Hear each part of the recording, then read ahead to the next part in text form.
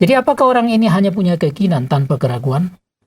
Kalau saya berpikir, pasti juga ada keraguan. Ya, jadi keraguan ini bukan pada kuasa Yesus, bukan kasih Yesus, bukan pada kasih Yesus. Keraguan, mau nggak Yesus? Iya, berkenan nggak Yesus? Jadi mungkin orang tidak ragu Yesus bisa atau tidak, Ya. tapi yang orang ragu, Tuhan mau nggak? Nanti dijawab nggak? Apa memang bersih? Ya. Jadi bukan sekedar penyembuhan, tetapi pembersihan dari segala aspek sampai sedalam-dalamnya. Baru dia itu layak datang ke bait Allah. Ya, kembali seperti kembali kepada Tuhan. ya. Tapi ini kan ukuran manusia semuanya. Ya.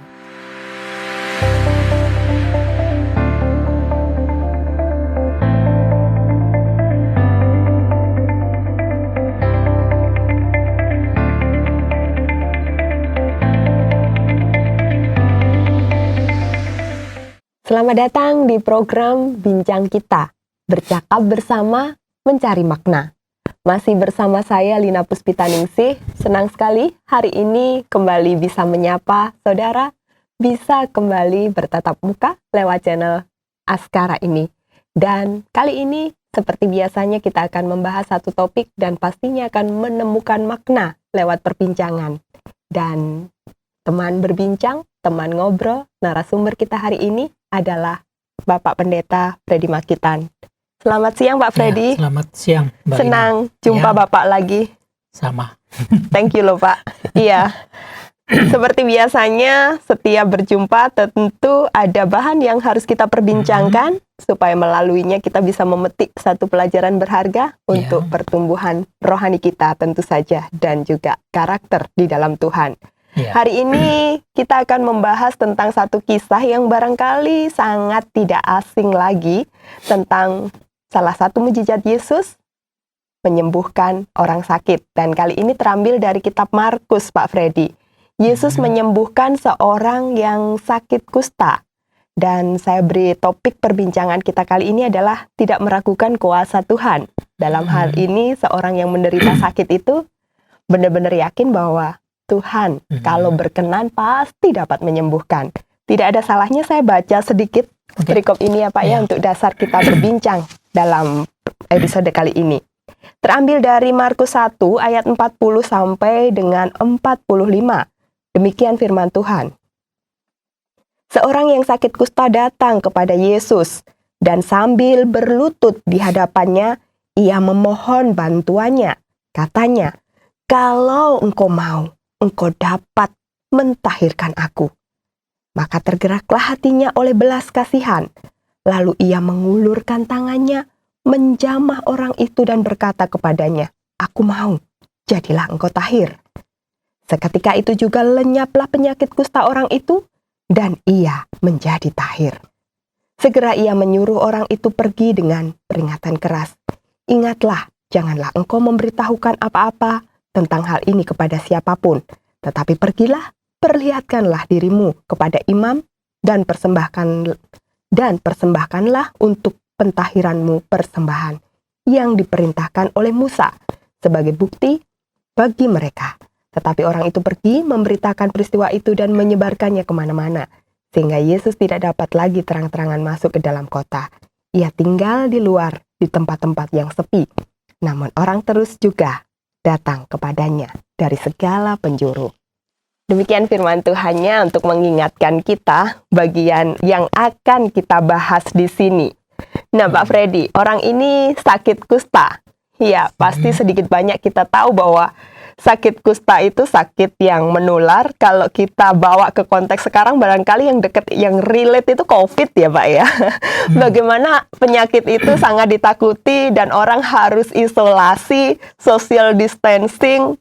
Tapi kalau COVID barangkali ada obatnya. Nah ini dengar-dengar kan tidak ada obatnya zaman itu. Nah Pak Freddy tolong bisa digambarkan seberapa orang ini menderitanya, didiagnosa, mendapatkan sakit yang tentu saja orang kalau bisa jangan deh. Nah, bagaimana Pak Freddy penggambaran penderitaan dari seorang yang sakit kusta pada zaman itu? Ya kalau sekarang nggak ada lagi ya penyakit kusta ya, penyakit ya saya tidak pernah dengar lagi ya. Jadi Mungkin ada Ini. vaksinnya gimana sehingga tidak Ya terserang ya. karena apa itu kemajuan dalam apa itu ilmu pengetahuan medis Ya, sehingga khususnya. ada pencegahannya ya. Jadi pasti sudah ada pencegahannya dan juga kalaupun ada itu kan obatnya pasti Ya, tidak sulit lah. betul. Jadi memang berbeda kalau itu ada. Tapi yang jelas nggak ada lagi. Tapi ini Tidak memang pernah satu dengar ya.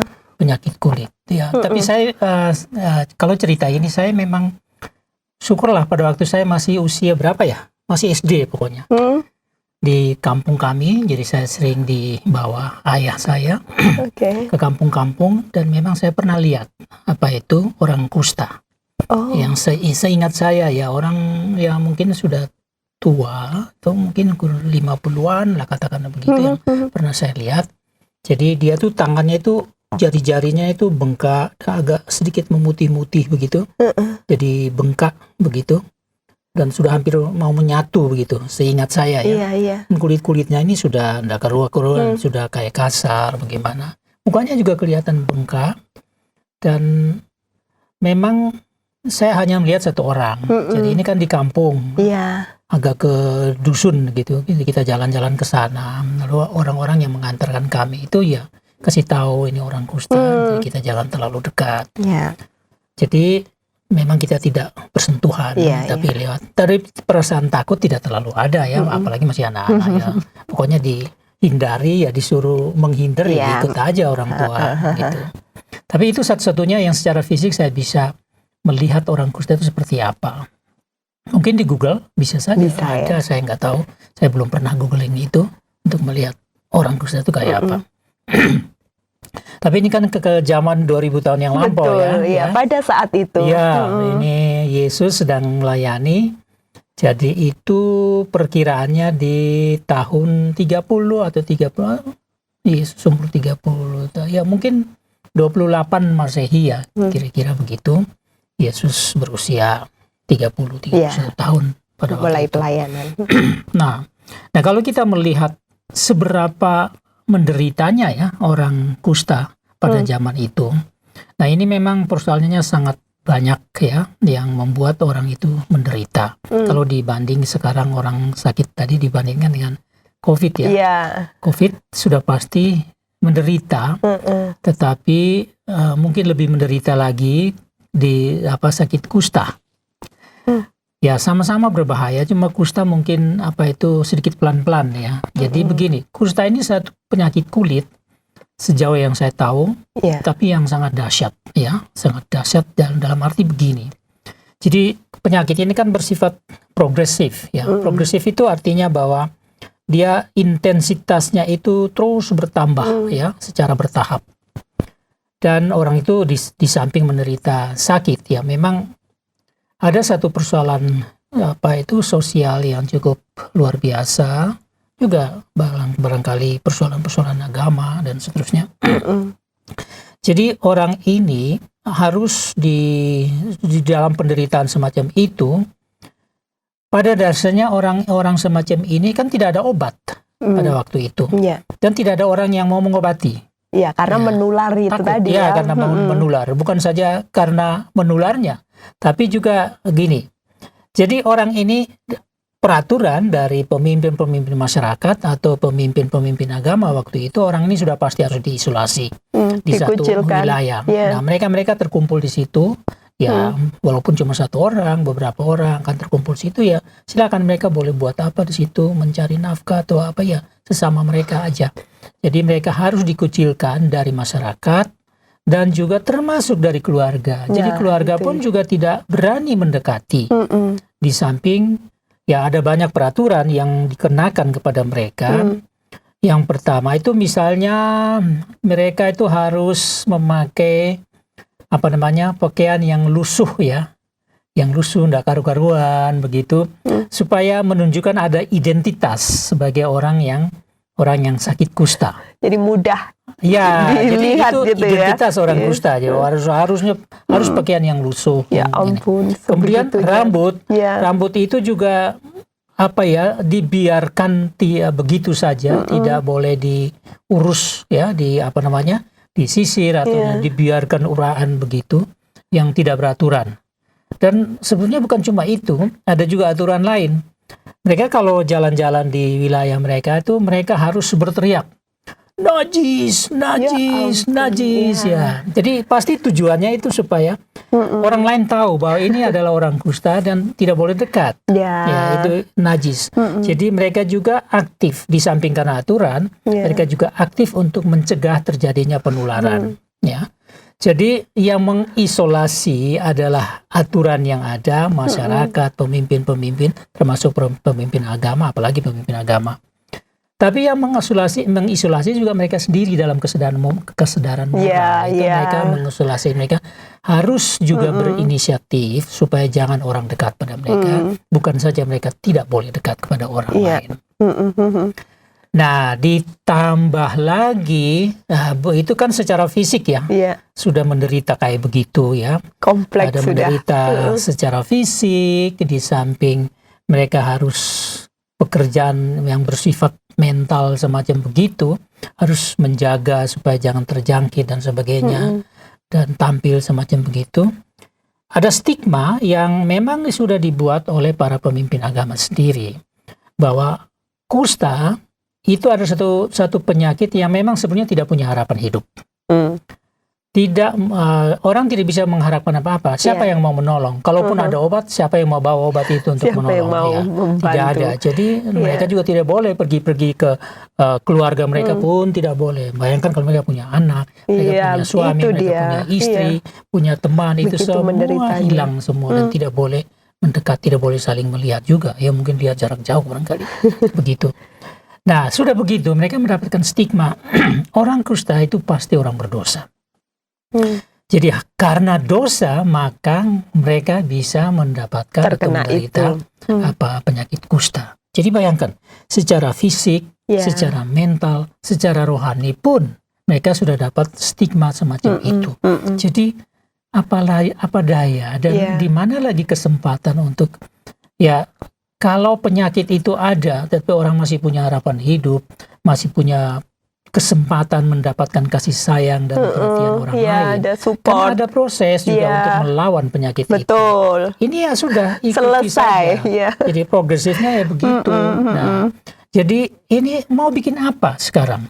Apalagi Israel pada waktu itu sedang ada di bawah penjajahan Kekaisaran Romawi yang menjajah dengan tangan besi. Waktu itu ya, kira-kira tahun 60 tahun sebelum Masehi ya, sebelum kalender Masehi kita ini. Sebelum itu tahun 60 sebelum Masehi itu Israel sudah dijajah oleh Kekaisaran Romawi. Nah, jadi Kekaisaran Romawi ini sudah menjajah, jadi sampai pada masa Yesus kira-kira 30 tahun itu, jadi berarti kurang lebih hampir 1 abad ya, 90 tahun itu mereka dalam penjajahan. Dan itu penderitaan fisik dialami oleh semua orang, apalagi orang kusta. Nah sekarang sudah dibayangkan itu, bagaimana ya, mau harap kepada siapa lagi? Itulah penderitaan, baik penderitaan fisik, penderitaan secara mental, secara kejiwaan, juga penderitaan secara rohani. Siapa yang diharapkan? Kalau sudah di stigma karena kamu berdosa, maka kamu itu najis. Ya Tuhan pun tidak boleh jamah. Seakan-akan dibuat begitu. Jadi tidak boleh. Tidak boleh jamah itu. Jadi hanya satu-satunya yang mereka punya hak adalah hukuman. Nah hukuman itu berakhir dengan mati kan? Itu. Sudah bayangkan sendiri. Pemirsa bayangkan sendiri seperti apa. Pernah dengar kisah cuplikan tentang penderitaan orang kusta, tapi Pak Freddy menyampaikan begitu detail dan semenderita itu ya Pak Freddy ya. Dalam hal banyak sekali. Secara sosial dia menderita, secara fisik pun penyakit ini juga nampak. Banyak penyakit kronis yang tidak nampak di fisik, tapi karena ini kulit jadi kelihatan banget gitu ya Pak ya. Dan bahkan ada stigma bahwa ini adalah hukuman dosa dan keluarga jauh, masyarakat jauh, pengobatan tidak dia dapatkan. Artinya harapan pun rasanya sudah tidak ada. Nah, menariknya di sini, orang kusta ini kalau kita baca ayat pertama gitu ya, dia begitu yakin waktu mendengar Tuhan Yesus datang. Bahkan dia datang kepada Yesus, berlutut dengan penuh keyakinan. Satu kata yang menarik, satu kalimat yang menarik. Saya renung-renungkan ini. Kalau engkau mau, engkau dapat mentahirkan aku. Sebegitu percayanya dia bahwa Yesus kalau berkenan pasti dapat mentahirkan orang ini. Apa alasan yang mendorong orang ini begitu yakin bahwa Yesus pasti dapat menyembuhkan, mentahirkan orang ini, Pak? Dia yakin, dia tidak ragu ya sama sekali. Ya, ada kesulitan dalam konteks pada saat itu kalau kita mau menghubungkan dengan bagaimana nekatnya atau tekadnya, dua-dua mungkin, tekad dan nekatnya orang-orang ini keluar dari tempat isolasinya, berusaha mendapati Yesus. Masih kekuatannya masih seperti apa ya? Nah, ini konteksnya kan begini. Jadi ini kan masih di satu area agak perbukitan ya. Jadi baru saja Yesus itu sebenarnya berkhotbah di bukit ya. Ngajar. Jadi sebelumnya Yesus menetapkan 12 muridnya by name ya, dipanggil satu-satu semua itu. Kemudian murid-murid ini ada bersama dia. Kemudian orang banyak itu datang terus. Kemana saja Yesus itu orang banyak datang. Sebelum khotbah di bukit itu kan ada juga penyembuhan sedikit di bawah ya. Jadi orang-orang datang menyembuhkan. Kemudian Yesus naik khotbah di bukit dan semuanya sudah selesai. Nah, mungkin kalau yang saya dalam imajinasi saya, ya sudah bubarlah orang itu mungkin begitu, atau mungkin masih ada belum tersisa beberapa. Nah, kemungkinan di saat inilah orang kusta ini datang. Nah, jadi orang kusta ini datang kalau ditanya kok dia sebegitu yakin. Ya, padahal sudah diikat oleh semua situasi yang tadi dengan berbagai aturan ya. Artinya orang ini kan melanggar aturan. Betul, itu dia. Dia harus berteriak najis, masa dia keluar dari tempatnya menuju Yesus tapi dengan pakaian yang lusuh, dengan itu baru berteriak najis tapi menuju Yesus. Kan agak aneh tuh. Mungkin saja saat itu dia tidak mau menyebut najis sesuai aturan yang ada. Tapi dia nekat saja datang. Nah, ini juga saya bayangkan ini. Lah, bagaimana mungkin dia menembusi kerumunan orang banyak? Iya, pasti melewati banyak orang juga. Pasti dia ada satu momentum khusus. Mungkin orang-orang itu lagi buyar ya, semua untuk sementara waktu. Mumpung dilihat Yesus sendiri, kemudian dia memberanikan datang. Mungkin juga dia punya keyakinan begini. Bukannya orang-orang tidak mungkin berani dekat saya untuk mengusir saya. Pasti mereka yang lari. Otomatis ya. Ini bayangan saya. Iya, bisa jadi. Jadi peraturan itu satu segi menguntungkan dia. Jadi orang tidak berani dekat, nah dia dapat kesempatan lah dia untuk mendekat Yesus. Tapi tentu saja yang paling penting di situ, bahwa begini, kan kita sudah tahu bahwa tidak mungkin ada obat, tidak mungkin ada orang datang menolong, apapun dari pihak pemerintah sampai masyarakat bahkan keluarga semua tidak mungkin bisa diharapkan untuk menolong dia. Tetapi dia pasti sudah mendengar cerita tentang desas-desus itu ya tentang. Apalagi baru saja ada orang banyak disembuhkan, mungkin dia ngintip, mungkin dia ngintip. Itu kan jangan pikir seperti sebesar batu, kota batu gini. Ini dekat-dekat saja itu jarak-jarak itu. Jadi dia sudah ngintip, ini Yesus. Dan kenapa mungkin dia bertanya, kenapa Yesus menyembuhkan siapapun yang datang? Ya pasti saya juga dong. Jadi ada konteks, ada situasi yang menambah keyakinannya. Kedua, dia melihat bahwa Yesus menyembuhkan siapapun yang datang. Sembuh, dan dia lihat. Mungkin dari jarak jauh, tetapi dia bisa melihat orang-orang disembuhkan. Jadi ini semua membangkitkan kepercayaannya kepada the Son of Man ini. Ada seorang pemuda dari Galilea ini, dari Nazaret ini. Ini apa sebelumnya dia sudah kenal? Tidak tahu, juga, tapi paling dia sudah mendengar dan melihat mungkin yang terakhir itu di sekitar Kapernaum itu, dekat kota Kapernaum itu. Jadi ini menambah keyakinannya bahwa kalau ada orang bisa menyembuhkan orang sakit secara ajaib, pasti itu orang datang dari Tuhan. Tidak mungkin tidak. Tidak mungkin dari setan. Itu pasti dari Tuhan, dari Allah yang mereka kenal, Allah Yahweh itu. Jadi dia punya satu keyakinan. Pertama, oleh karena memang dia sudah melihat Yesus atau telah mendengar Yesus tentang kasih sayang Yesus, kuasa Yesus, kasih dan kuasa Yesus menyembuhkan, dan tanpa pandang bulu. Berarti saya juga bagian dari orang-orang yang akan ditolong. Ini yang mendorong dia, salah satu. Tapi yang lain dia tahu, bagaimanapun juga di Israel juga orang mengajar tentang Allah yang Maha Kasih, walaupun cara menjelaskan dan cara membawa itu dalam peraturan berbeda dengan kita sekarang ini ya, dalam orang percaya di Perjanjian Baru. Tapi orang tahu Allah itu kasih. Allah bisa menyembuhkan semua.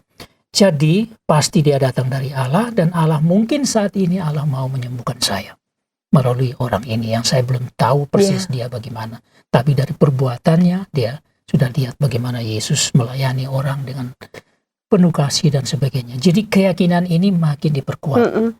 Persoalannya memang dia bisa seyakin itu begitu saja. Apakah orang ini orang yang super rohani walaupun kusta? Apalagi dia juga tentu saja percaya ada stigma bahwa ini pasti karena ada dosa. Mungkinkah kalau saya hanya bawa penyakit mungkin disembuhkan, tapi kalau saya bawa penyakit dan dosa, bagaimana nih? Mungkin enggak. Jadi apakah orang ini hanya punya keyakinan tanpa keraguan? Kalau saya berpikir pasti juga ada keraguan. Ya, jadi tidak mungkin 50-50 ya. Mau tidak mungkin Yesus dia itu melahirkan? yakin 100%. Karena saya bayangkan juga dengan diri saya. Kadang-kadang saya yakin, tapi kok masih ada keraguan. Ini kayaknya begini. Tangan kanan di tangan kanan, madu di tangan kanan, racun di tangan kiri. Dulu ada lagu gitu ya. Yakin di tangan kanan, ragu di tangan kiri. Tangan kanan mulai naik, makin yakin. Tangan kiri juga bekerja. Jadi ikutan berbanding lurus. Apakah Yesus akan menyembuhkan saya? Mau tidak masalahnya ya, berkenan tidak ya. Apakah saya ini bisa lolos sampai ke situ? Kan tidak mungkin Yesus tidak tahu saya orang kusta. Karena dia itu berkuasa, dia pasti lihat setiap orang datang, dia udah tahu sebabnya. Nah, jadi pasti ada keraguan. Sepertinya ini dua-dua tercampur. Nah, itu bisa justru kelihatan pada apa yang dia katakan itu tadi apa? Jikalau engkau mau ya, kalau tidak salah. Engkau mau.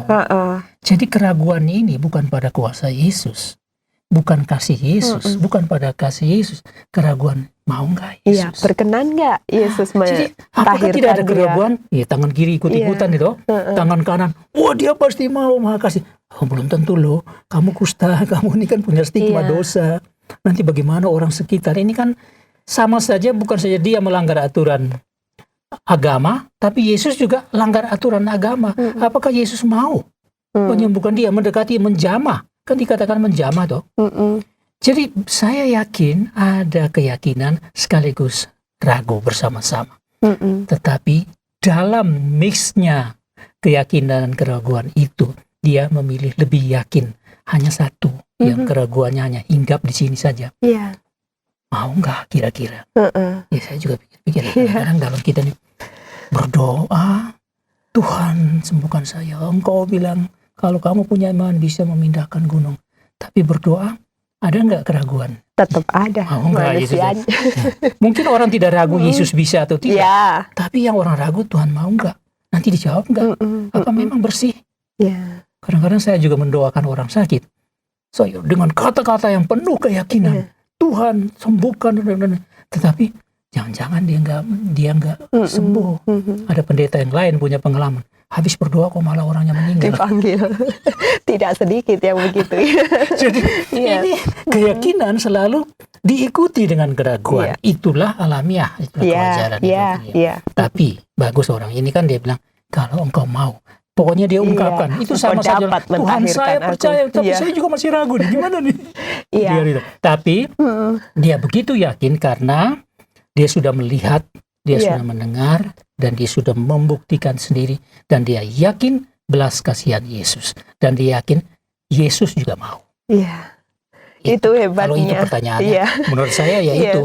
Ini luar biasa ya, dengan penjelasan Bapak sosok si penderita kusta ini luar biasa. Pasti ada gejolak, ada dinamika di hatinya. Yesus mau nggak? Tapi satu keyakinan yang dia pasti pegang adalah Yesus dapat kok mentahirkan. Hanya mau tidak. Tapi pada akhirnya dia bisa melawan itu sehingga datang dengan segala tekad dan dampak atau mungkin juga konsekuensi nanti ditolak oleh dia mengungkapkan keraguannya kepada Yesus.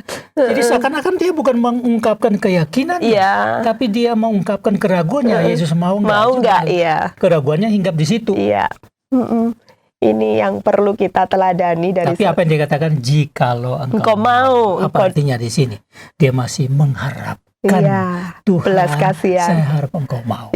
Dan biarlah kehendak Tuhan yang terjadi. Enak ya. Kalau kita baca merenungkan kata-katanya luar biasa. Ini yang perlu kita teladani ketika kita menderita sesuatu, Tuhan izinkan terjadi. Ayo datang, mohon kepada Tuhan. Bukan Tuhan harus mau ya. Nanti saya jangan ikut kehendakmu sendiri ya, tapi kehendak Tuhan. Kehendak saya Tuhan mau harus Tuhan. mau ya. Harus mau ya. Kalau engkau mau. Dan menariknya juga ayat selanjutnya di sini gayung bersambut. Respon Tuhan Yesus juga luar biasa, Pak. Mungkin Tuhan Yesus juga harus berhadapan dengan tokoh-tokoh agama yang memiliki peraturan, masyarakat. Selalu ada tuh. Selalu ada tuh tersisip. Makanya orang ahli Torah pasti ada melihat semua itu.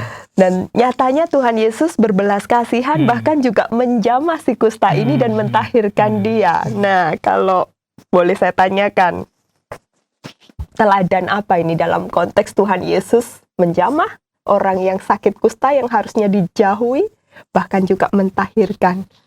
Teladan yang luar biasa tentu saja dari sosok Yesus dalam konteks ini. Bisa Bapak jelaskan?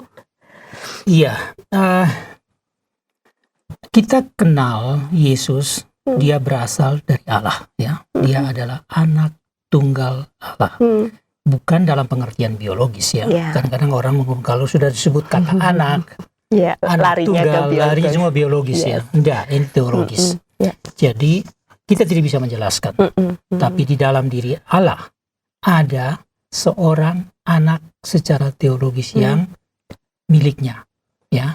Yang Yohanes katakan bahwa itu adalah firman dari Allah sendiri yang akhirnya ke bumi ya, menjelma menjadi manusia. Sukar kita mengerti hal-hal semacam ini. Tapi itulah yang terjadi. Faktanya seperti begitu. Jadi sifat Allah atau hakikat Allah, misalnya kasih salah satunya ya. Kasih, kekudusan, misalnya begitu. Jadi kasih Allah itu adalah sesuatu yang memang itulah Allah. Kalau kita mau mengerti Allah, mengerti kasihnya. Bagaimana kita bisa mengerti hidup kita? Saya nih dosanya banyak sekali kalau mau dihitung ya, tapi kok masih hidup ya? Ya, kalau bukan kasih Allah bagaimana? Ya, kalau saya berdoa toh Tuhan tidak jawab pada detik saya minta, tapi Dia akan jawab nanti. Kadang-kadang dengan cara yang lain. Ya, jadi Allah yang penuh kasih ini kepada siapa Dia mengasihi? Di mana tumpuan kasihnya? Di mana menjadi objek kasihnya? Ya manusia. Manusia siapa? Semua manusia. Apalagi kalau kita memakai pandangan kita, apalagi orang sakit. Beda sekali dengan ahli Taurat, pemimpin agama, pemimpin yang lain berbeda dengan masyarakat kan. Sudah dibentuk opini mereka bahwa orang kusta adalah orang yang najis, orang yang berdosa, orang yang memang tunggu waktunya saja untuk mati. Allah tidak melihat begitu. Tolak belakang. Orang kusta adalah ciptaanku. Dia adalah objek kasih yang mengalir. Jadi Yesus yang adalah anak tunggal Allah, yang sehakikat dengan Allah Bapa ini, Dia punya kasih yang sama. Kasih ini muncul di dalam hal-hal seperti termasuk belas kasihan, jatuh kasihan. Jatuh kasihan itu hal yang begitu mudah, mengalir saja dari Yesus tanpa syarat. Manusia membuat syarat. Kamu harus melakukan ini baru Tuhan mengasihi. Tidak. Tuhan kasih baru kamu bisa melakukan yang benar. Nah, ini mengalir dari dalam diri Yesus yang tidak diatur oleh hukum-hukum yang lain. Tidak. Mengalir begitu saja. Jadi ini belas kasihan kalau kita melihat dalam konteks ini. Belas kasihan atau berbelas kasihan. Inilah kalau ditanya karakter atau sifat Yesus, ya ini. Kasih. Dan sifat Yesus kasih ini salah satu dari wujud kasih Yesus atau kasih Allah Bapa adalah menyembuhkan orang. Hmm. Membawa, jadi kalau dia ini orang najis, itu kan dia sudah secara rohani juga dia sudah jelek, tidak layak, tidak patut, bakal dihukum, tidak pantas datang kepada Allah, ya, harus sangat jauh. Tapi kasih ini juga mencari orang yang semacam ini. Dan kalau dia sakit, dia disembuhkan. Dia dalam persoalan diatasi dan sebagainya. Jadi semua aspek persoalan manusia, fisik, mental, rohani, semua ditampung di dalam kasih yang semacam wadah yang tidak terukur. Bagaimana luasnya, lebarnya, panjangnya, tingginya, dalam. Inilah karakter Yesus. Itu karakter utama Yesus. Nah, kalau kita mau bertanya teladan apa yang lain, ya, manusia ini lebih penting dari segala aturan yang membuat susah manusia. Jadi, dia harus melawan setiap aturan kalau aturan itu membuat manusia tidak berharga. Kalau aturan itu memisah-misahkan manusia, kalau aturan itu membuat manusia harus jauh dari Allah, dipasang pagar, ya, atau tembok yang tebal, yang tinggi, Yesus harus melawan itu. Supaya kasih Allah itu dapat mengalir.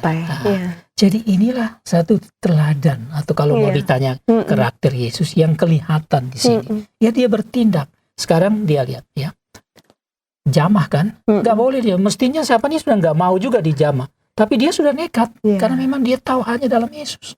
Tidak mungkin ada orang lain, tidak ada harapan orang lain. Nah, Yesus dalam belas kasihan dan keinginannya, kemauannya, ya, untuk menolong jamah. Iya. Jadi jangan sampai kalau kita mau belajar karakter Yesus, jamahlah orang-orang yang semacam ini. Bukan jauh, lalu doa saja yang dikirim. Aku doain ya, tapi jangan harap aku datang jamah, takut juga nih aku. Ya. Apalagi kalau itu penyakit yang berjangkit. Wajarlah orang takut.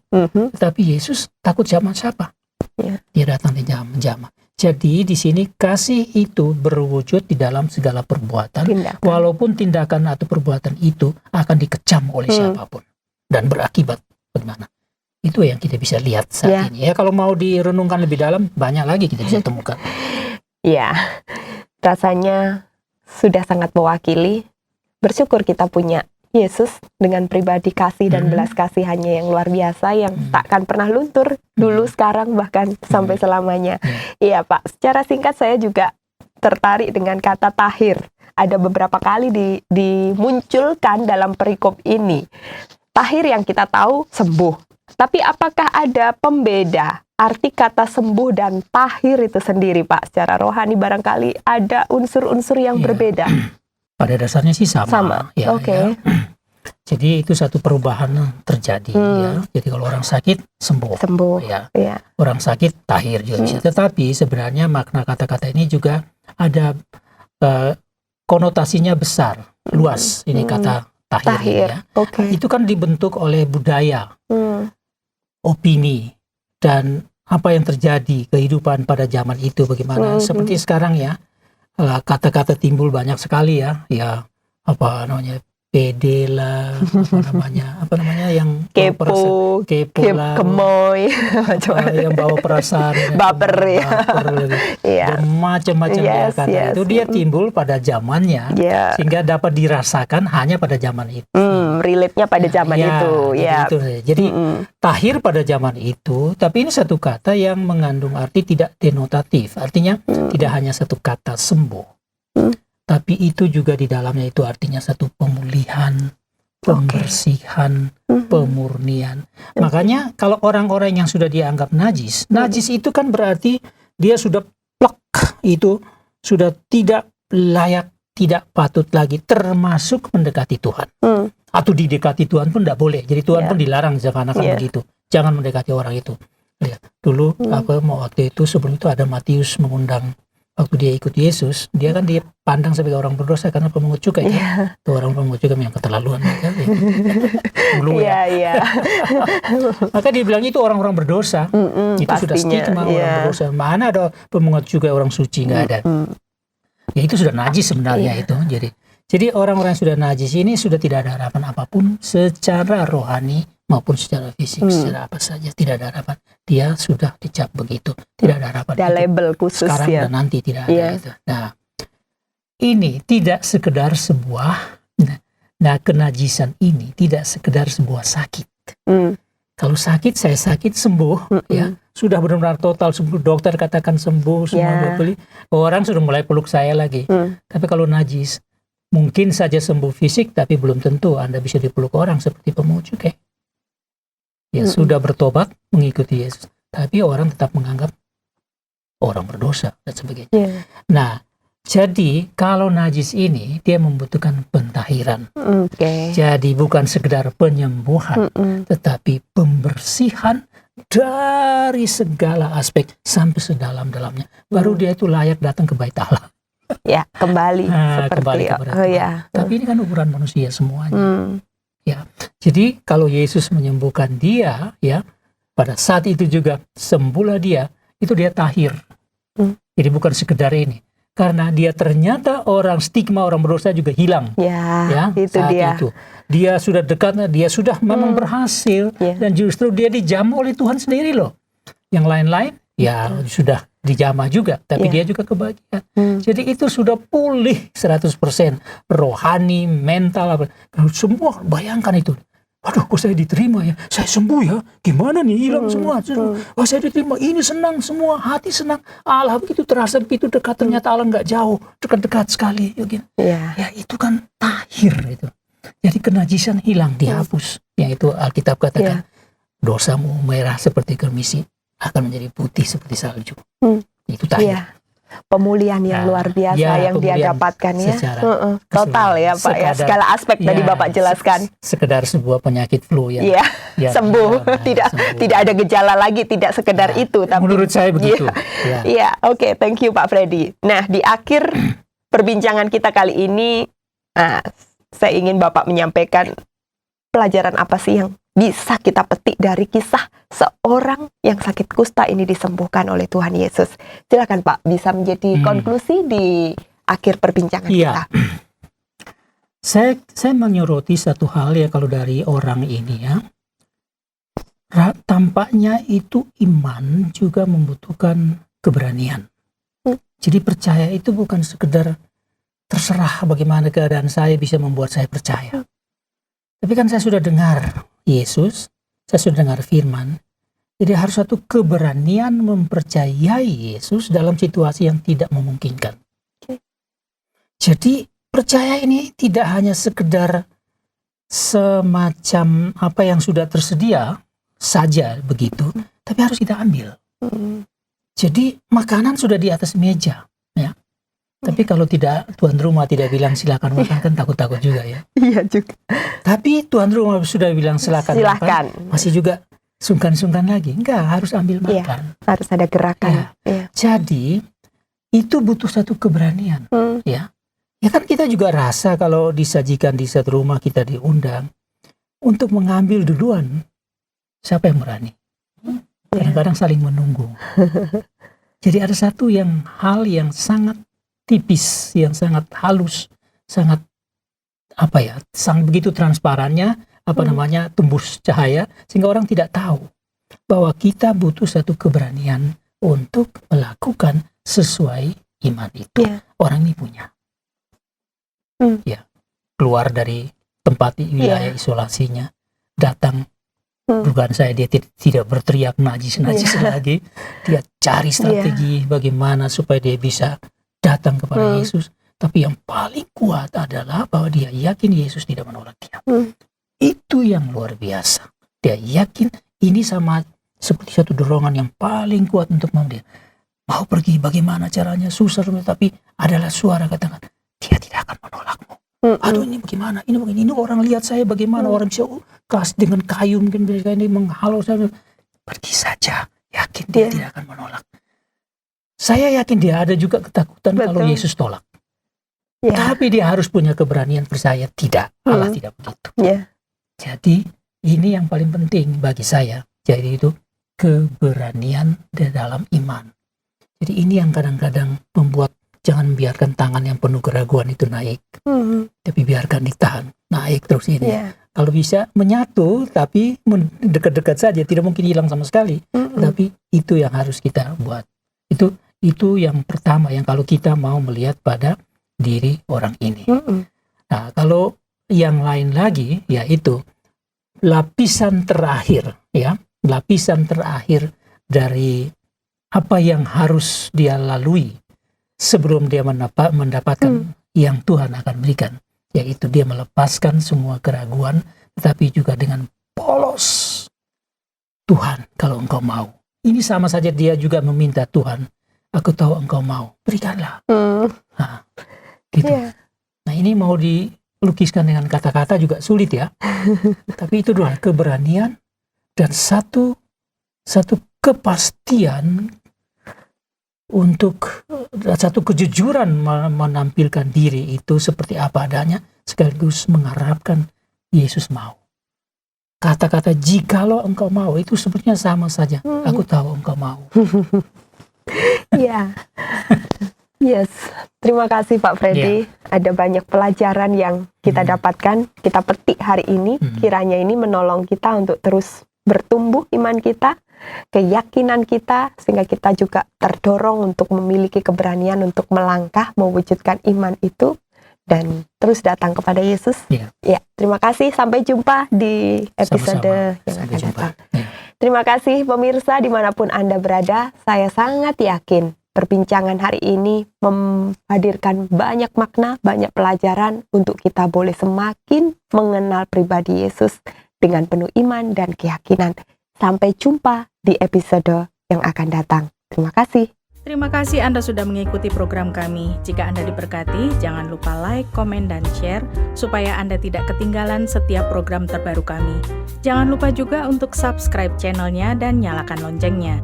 Jika Anda ingin mendukung pelayanan kami, bisa melalui rekening kami berikut ini atau menghubungi kami di sini.